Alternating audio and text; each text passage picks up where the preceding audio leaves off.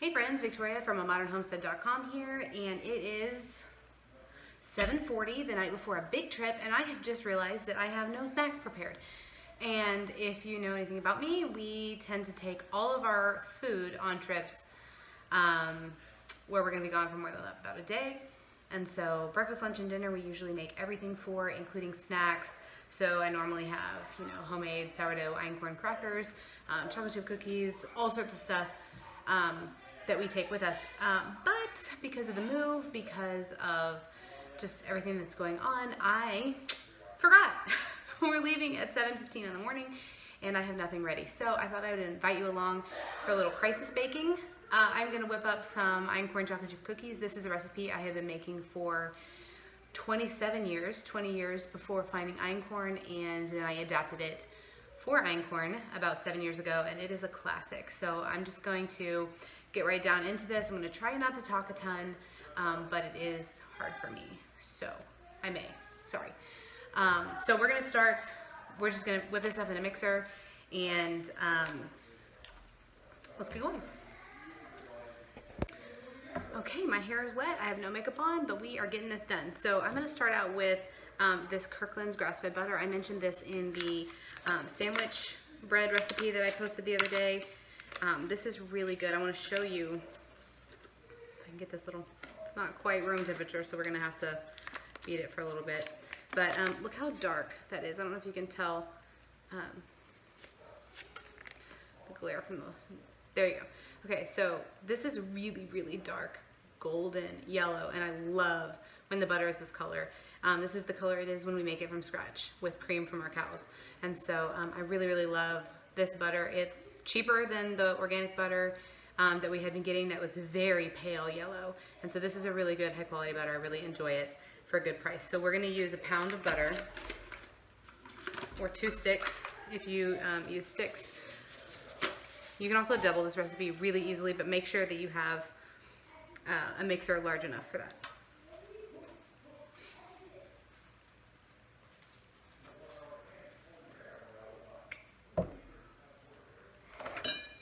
Paddle attachment. Okay? We're just going to get this whipped up.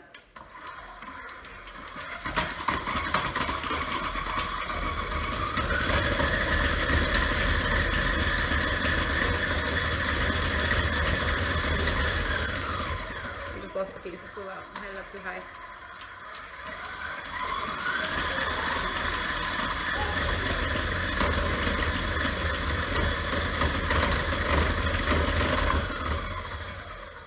Okay, and I'm going to grab a couple of eggs from our hens.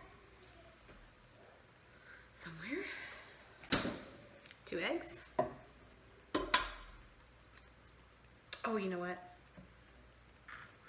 I need to put the sugar in first. Crisis baking. Okay, I'm going to use a 1/4 cup of each white sugar and brown sugar. However, you can replace all of the sugar for coconut sugar, or half and half, or maple syrup, or honey. It's a really forgiving recipe. If you use a liquid sweetener, you may find that you need to use just a little bit more flour, but usually only about a 1/2 cup. It's not too crazy. So we're going to use organic white sugar.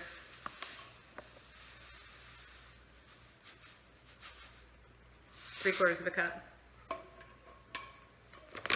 and the brown sugar.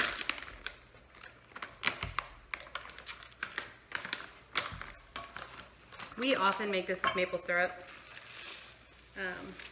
but it makes more of like a cakey, a cakey cookie instead of like that kind of crispy cookie. And so we tend to have those more with like tea or coffee, and these are not for that purpose, so I'm making them with sugar this time.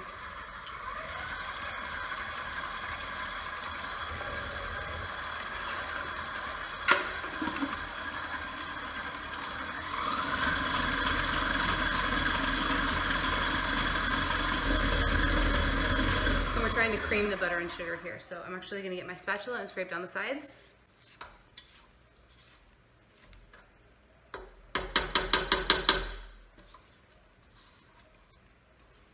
A little scrape along the bottom too. The KitchenAid beaters don't actually reach all the way to the bottom most of the time, So you do have to kind of scrape along the bottom too.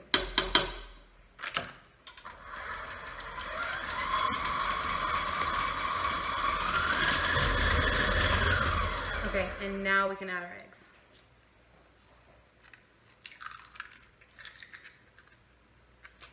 You can add these one at a time, but it doesn't make a big difference unless you're doubling the batch and you have 4 eggs to add. Then it does splash a little bit if you add all the eggs at a time, but just for 2, I don't worry about it too much.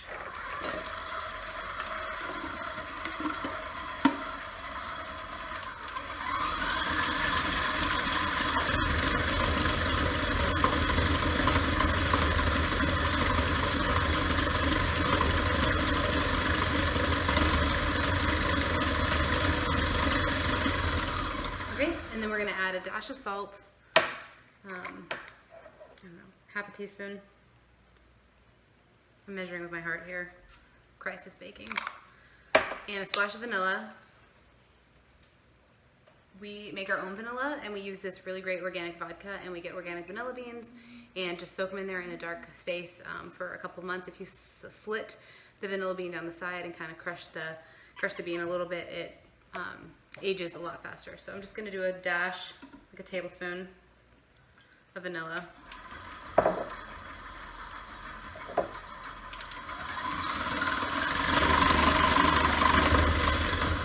Then we need some baking soda. This is a teaspoon of baking soda.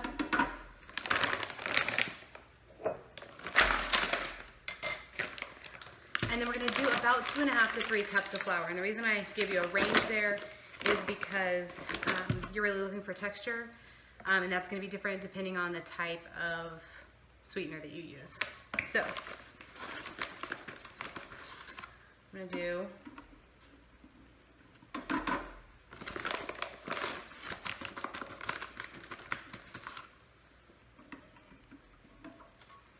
about 300 grams of flour here to start off with. I'm going to mix it and we're going to check it. And this is Jovial all-purpose Einkorn. If you're using whole wheat, again, you're just going for the texture, so you can judge it by that. You don't want it to be too sticky and you don't want it to be too firm. We're going to err on the side of too sticky because you can always add a little bit more flour. You can't take the flour out.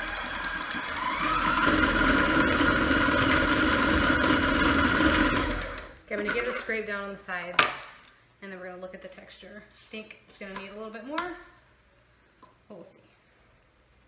Okay.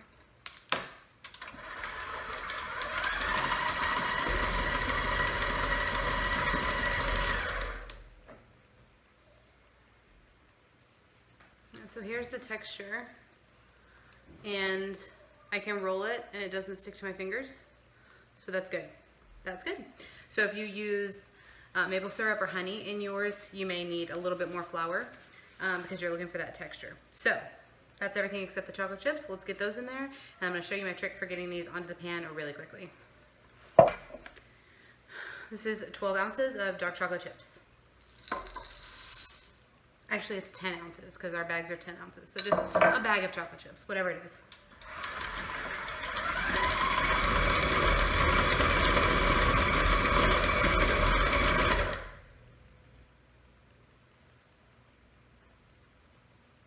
Okay, so now we're ready to put these on a pan and get into baking. Totally forgot to preheat my oven, so let me do that and grab a pan. Okay, I'm gonna tilt this down a little bit so you can see.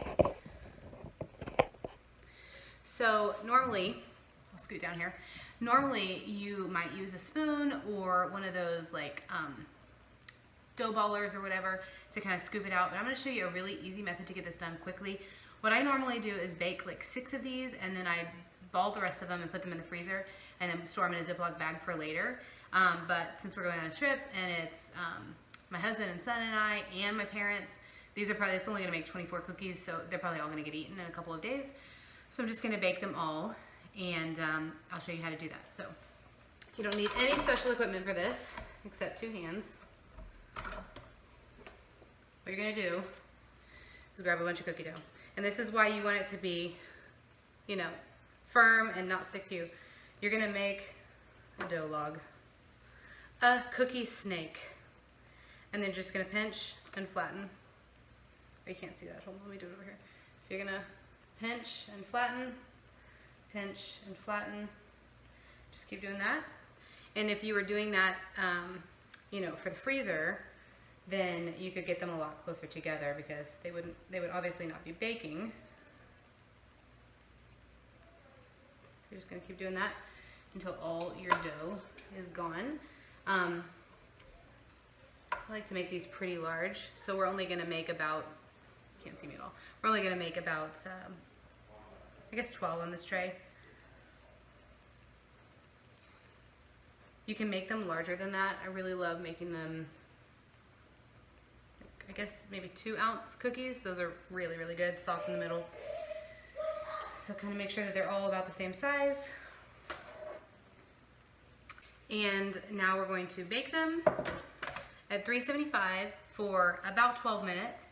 And I'll have the second tray ready to go when this one comes out.